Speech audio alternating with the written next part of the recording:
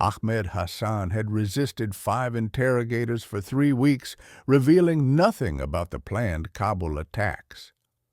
When Captain Lisa Chen walked into room B7 carrying a tea set instead of intimidation tactics, Colonel Brooks shook his head. "She's too soft," he muttered. 20 minutes later, everything changed. August 2017 at Bagram Air Base brought the familiar weight of another scorching Afghan summer, but inside the intelligence compound, the air conditioning hummed steadily, maintaining the precise 18°C temperature that psychological studies had shown to be optimal for interrogation sessions. Room B7 was sterile and windowless, equipped with high-definition cameras and sensitive recording equipment that captured every word, every gesture, every micro-expression that might reveal the truth. The room had witnessed countless interrogations, but few as crucial as the one about to unfold. Ahmed Hassan sat in the metal chair where he had spent hours over the past 3 weeks, his hands cuffed to the table, but his resolve unbroken. At 34, the former engineer had become ISIS's chief financial coordinator, and his capture during a nighttime raid had been considered a major intelligence victory. But victory meant nothing without information, and Hassan had proven remarkably resistant to every interrogation technique in the manual. 5 different specialists had tried their approaches: aggressive questioning, psychological pressure, sleep deprivation, and even appeals to his self-interest. Each had failed to extract even the smallest detail about the planned attacks that intelligence suggested were imminent. Colonel Brooks, a 52-year-old veteran of multiple deployments, was running out of options and time. The chatter intercepted by NSA suggested something big was planned for Kabul within days, potentially targeting civilian areas where hundreds could die. "He's trained for this," Brooks had told his team during their morning briefing. "Professional resistance to interrogation. We need to break through his conditioning before people start dying." When Captain Lisa Chen volunteered to attempt the interrogation, the reaction in the briefing room was immediate and predictable. At 31, with her soft-spoken manner and Stanford psychology degree, she seemed the antithesis of what the situation demanded. "Chen, I appreciate your expertise," Colonel Brooks said diplomatically, "but this isn't a therapist session. This is a hardened terrorist who's been trained to resist interrogation. We need someone who can apply real pressure." The other interrogators nodded in agreement, their expressions reflecting the same skepticism that had followed Lisa throughout her military career. While her colleagues debated more aggressive approaches, Captain Lisa Chen spent the night before her interrogation session doing what she did best: research. Her small notebook, a constant companion since her Stanford days, filled with details about Ahmed Hassan's life that went far beyond his terrorist activities. Born in Aleppo, Hassan had been a civil engineer specializing in water treatment systems. He had a master's degree from Damascus University and had worked for the Syrian government until the civil war destroyed his career and displaced his family. His wife Fatima and 2 daughters ages 8 and 11 were currently living in a refugee camp in Turkey. Lisa understood what her colleagues didn't, that Hassan's radicalization hadn't been ideological but circumstantial. A man who had once built infrastructure to help communities had turned to destruction when his world collapsed around him. "Desperation makes people do things they never imagined," she wrote in her notebook, "but it also creates vulnerabilities that pure ideology doesn't have." Her approach would be based on psychological principles that her military training had taught her, but that her academic background helped her understand more deeply. When Lisa entered room B7 the next morning, she carried something that had never been seen in an interrogation session at Bagram, a traditional tea service with 2 delicate porcelain cups and a pot of jasmine tea that filled the sterile room with an unexpectedly comforting aroma. Hassan looked up in surprise as Lisa set the tea service on the metal table between them, her movements deliberate and respectful. She poured 2 cups of tea, the steam rising between them like an offering of humanity in a place designed to strip it away. "Good morning, Ahmed," she said in Arabic, her pronunciation careful but respectful. "I thought you might enjoy some proper tea. I know the coffee here isn't very good." Hassan stared at her with obvious confusion. After 3 weeks of aggressive interrogation, this gentle approach was so unexpected that it disrupted his carefully maintained psychological defenses. "I'm Captain Chen," Lisa continued, settling into her chair with her own cup of tea. "I'd like to talk with you about your family." Lisa's opening gambit was based on years of studying human psychology and the specific dynamics of radicalization.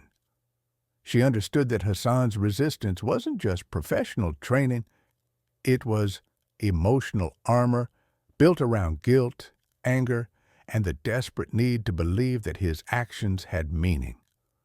"Your daughters," Lisa said softly, consulting her notebook, "Amira and Yasmin.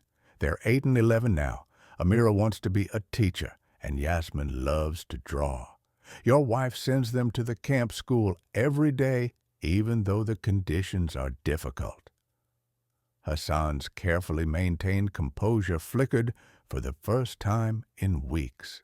The mention of his children's names, their dreams and daily routines cut through his defenses more effectively than any threat or pressure could have. "How do you know about my family?"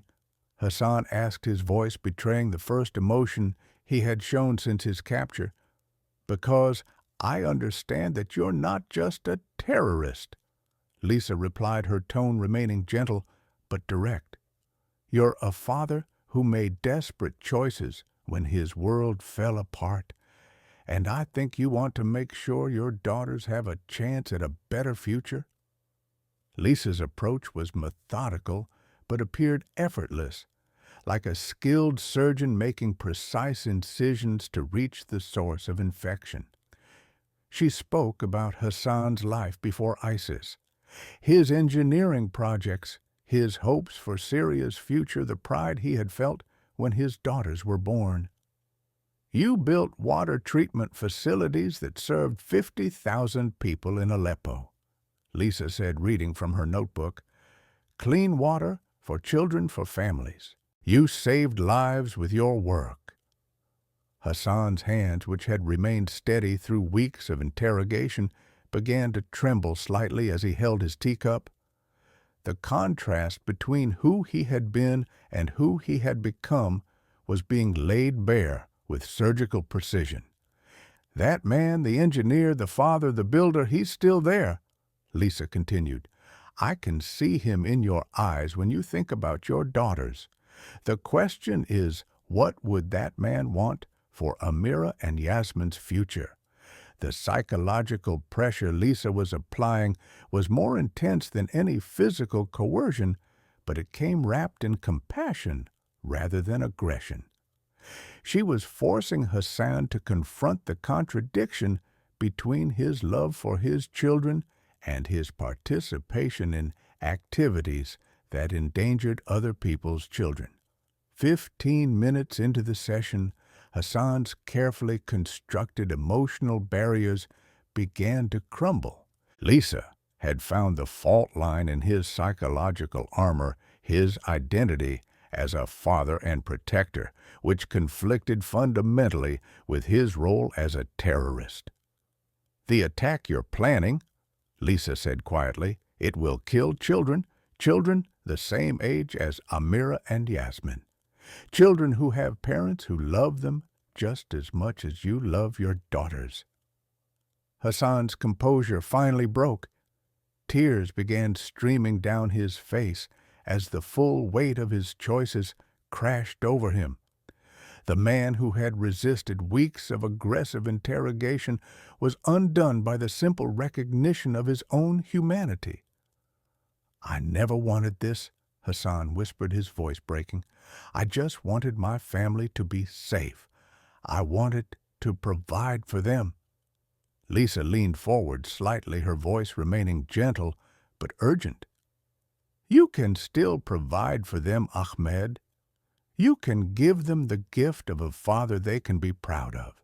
You can save other children's lives and show your daughters that their father chose to be a protector, not a destroyer." What followed was not the dramatic confession that movies portrayed, but a quiet, methodical sharing of information that would save hundreds of lives. Hassan began speaking in a voice barely above a whisper, describing the three-pronged attack planned for Kabul's most crowded areas. "The Market District," he said, his hands shaking as he drew a rough map on Lisa's notebook. "During the morning rush when families are shopping, then the university campus during the lunch break, finally the bus station when people are going home to their children." Lisa listened without judgment, taking careful notes while maintaining the compassionate presence that had broken through Hassan's defenses. She understood that this moment was as much about Hassan's psychological healing as it was about gathering intelligence. "The explosives are already in place."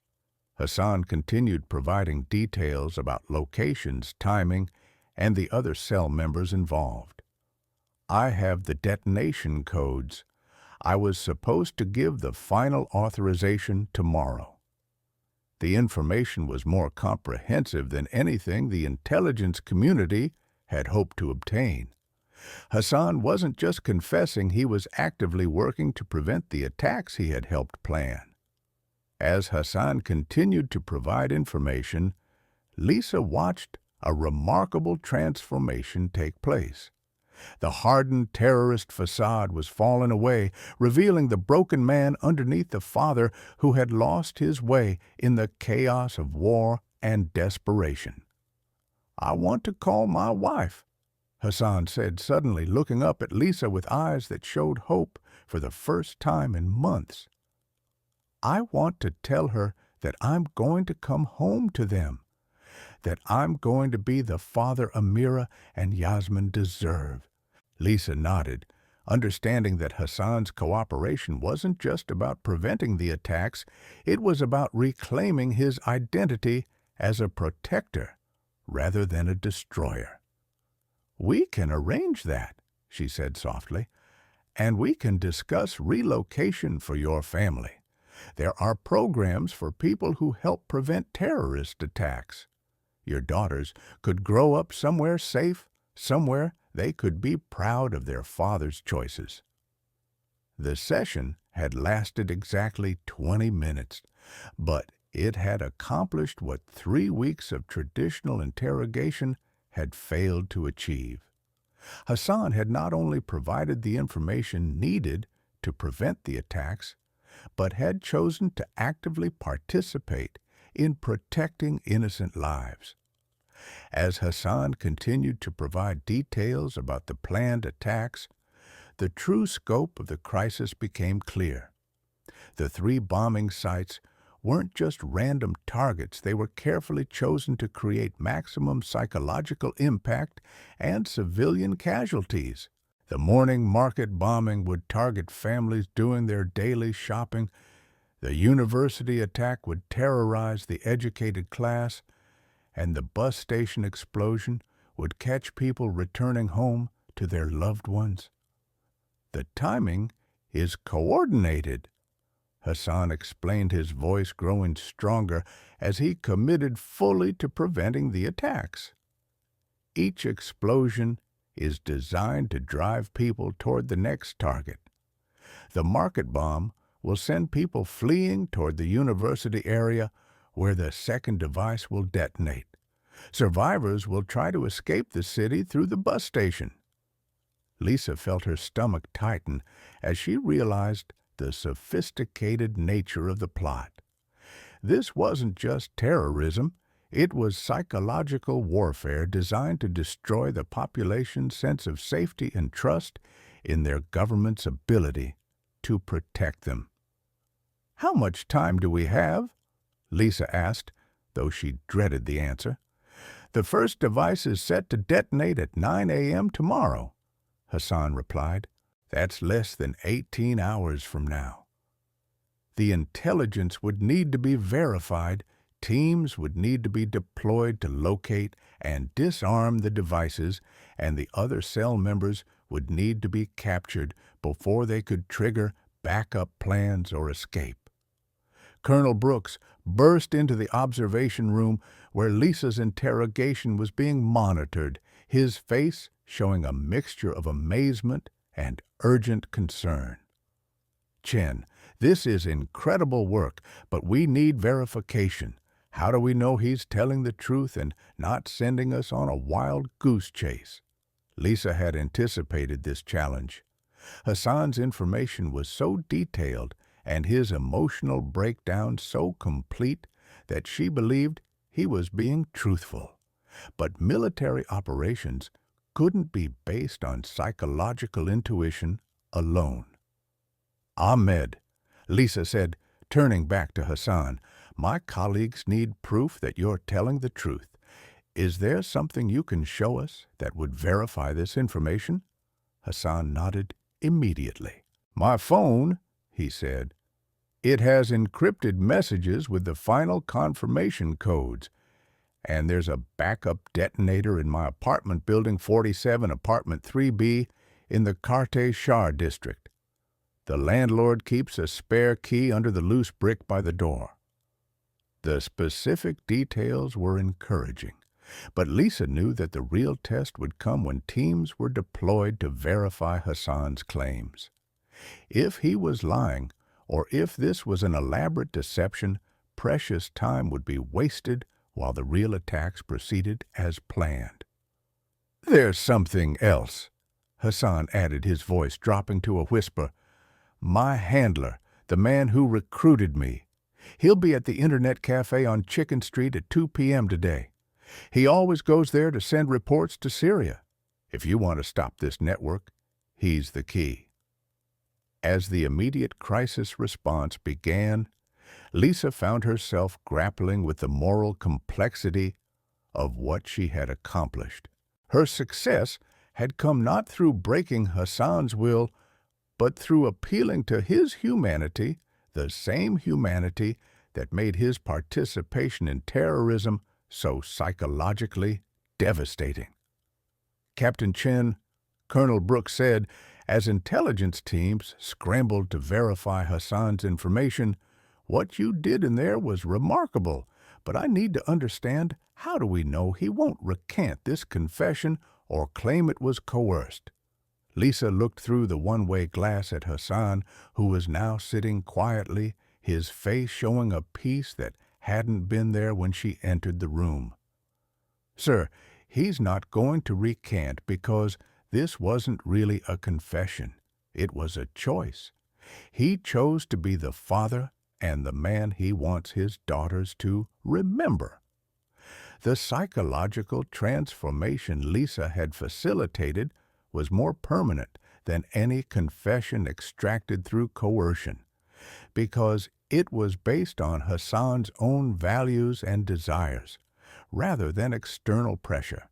He had rediscovered his identity as a protector, and that identity was now aligned with preventing the attacks rather than carrying them out. "The real challenge now," Lisa continued, "is making sure we honor our commitments to him. If we want other terrorists to make similar choices, they need to see that cooperation leads to genuine opportunities for redemption and family reunification, not just empty promises. Within minutes of Hassan's confession, Bagram Air Base transformed into a coordinated crisis response center. Intelligence analysts worked frantically to verify the locations Hassan had provided, while special operations teams prepared for immediate deployment to Kabul. The 3 bombing sites were identified on satellite imagery, and Afghan National Police units were quietly positioned to begin evacuations without causing panic. Colonel Brooks coordinated with Afghan intelligence services while Lisa continued her session with Hassan, extracting additional details that could help locate the other cell members and prevent future attacks.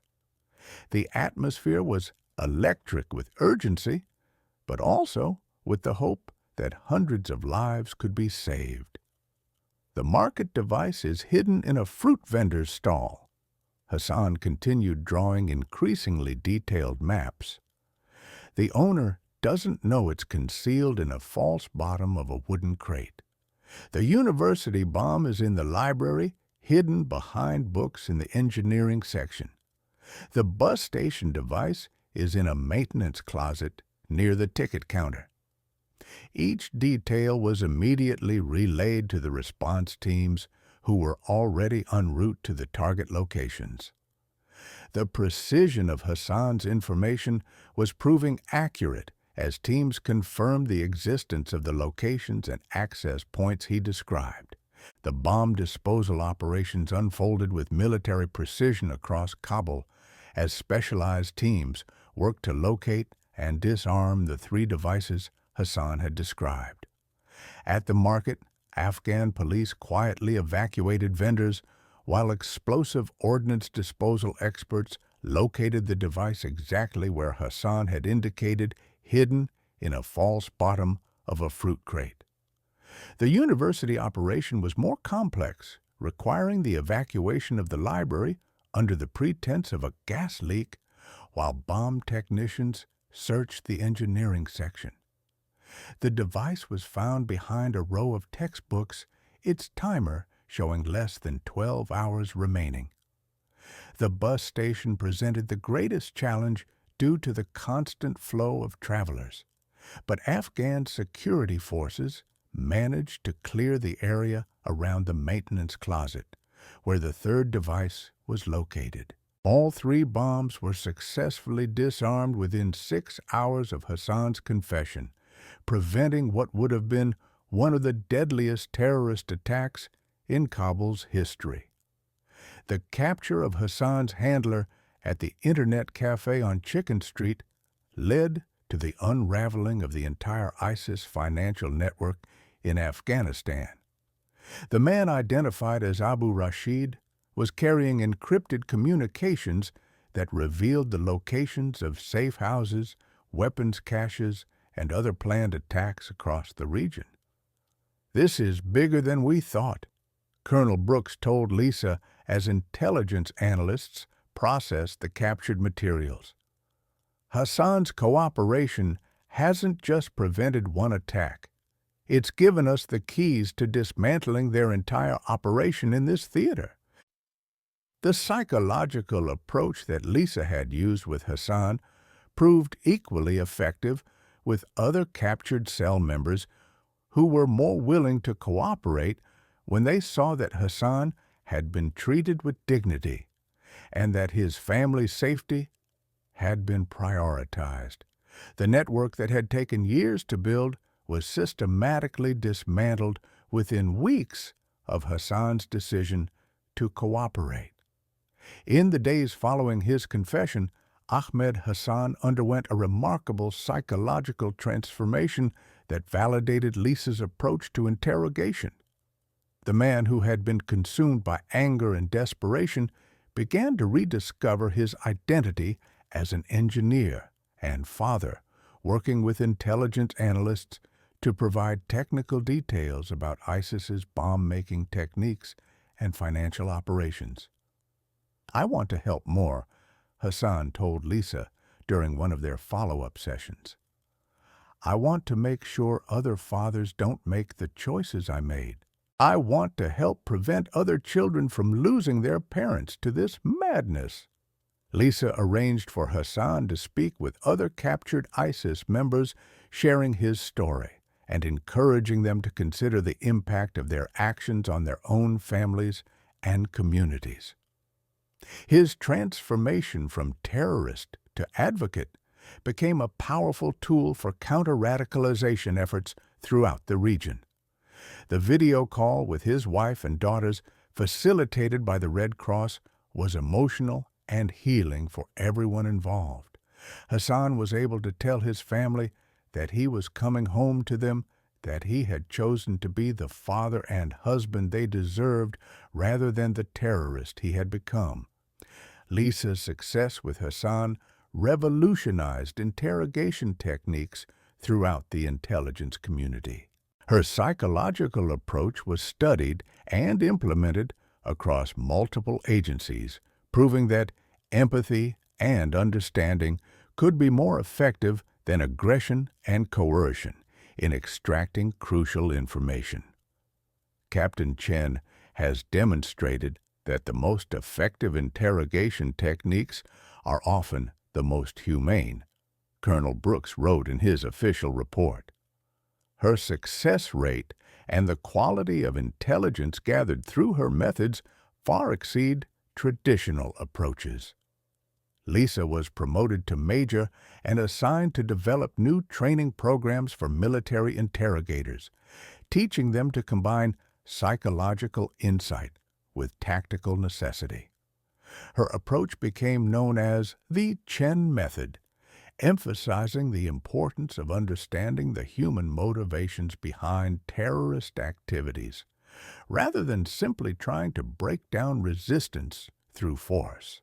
The prevention of the Kabul attacks and the dismantling of the ISIS financial network had ripple effects throughout the region, disrupting planned operations and saving countless lives. But perhaps more importantly, Hassan's transformation demonstrated that even the most hardened terrorists could choose redemption when offered genuine opportunities for rehabilitation and family reunification.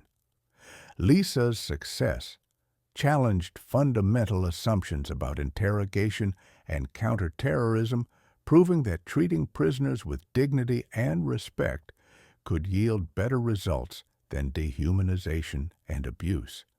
Her methods were adopted by allied intelligence services around the world, leading to more effective and ethical approaches to extracting information from captured terrorists. The story of the soft-spoken psychologist who broke a hardened terrorist through compassion rather than coercion became legendary within the intelligence community, inspiring a new generation of interrogators to see their work as healing rather than breaking, as building bridges rather than walls. The prevention of the Kabul bombings saved an estimated 300 to 400 civilian lives and prevented the psychological trauma that would have affected thousands more. The 3 coordinated attacks would have been among the deadliest in Afghanistan's recent history, and their prevention marked a significant victory in the fight against ISIS terrorism in the region. Hassan's cooperation led to the capture of 12 additional cell members and the discovery of weapons caches that could have supplied months of terrorist activities. The financial network he helped expose was responsible for funding operations across Central Asia, and its disruption significantly weakened ISIS's operational capabilities in the region. Most importantly, Hassan's transformation from terrorist to advocate provided a powerful counter-narrative to ISIS recruitment efforts, demonstrating that redemption was possible and that cooperation with authorities could lead to genuine opportunities for family reunification and rehabilitation rather than simply punishment. Lisa's interrogation techniques were incorporated into training programs across the U.S. military and intelligence community, fundamentally changing how America approached the extraction of information from captured terrorists. The Chen method emphasized psychological understanding over physical coercion, proving that empathy could be a more powerful tool than intimidation. Her success inspired similar approaches in allied nations, leading to more humane and effective interrogation practices worldwide. The psychological principles she employed were studied in academic settings, contributing to broader understanding of radicalization and de-radicalization processes. Hassan's story became a case study in counterterrorism programs, demonstrating that even the most committed terrorists could choose different paths when offered genuine alternatives. His cooperation prevented numerous additional attacks and helped authorities understand the psychological vulnerabilities that could be exploited to encourage other terrorists to abandon their violent activities. Captain Lisa Chen's career was transformed by her success with Hassan, leading to rapid promotion and assignment to develop new interrogation protocols for the intelligence community. Her combination of psychological training and military service made her uniquely qualified to bridge the gap between academic theory and practical application. Her story became an inspiration for other women in military intelligence, proving that success in traditionally male-dominated fields could come through different approaches rather than simply adopting masculine methods.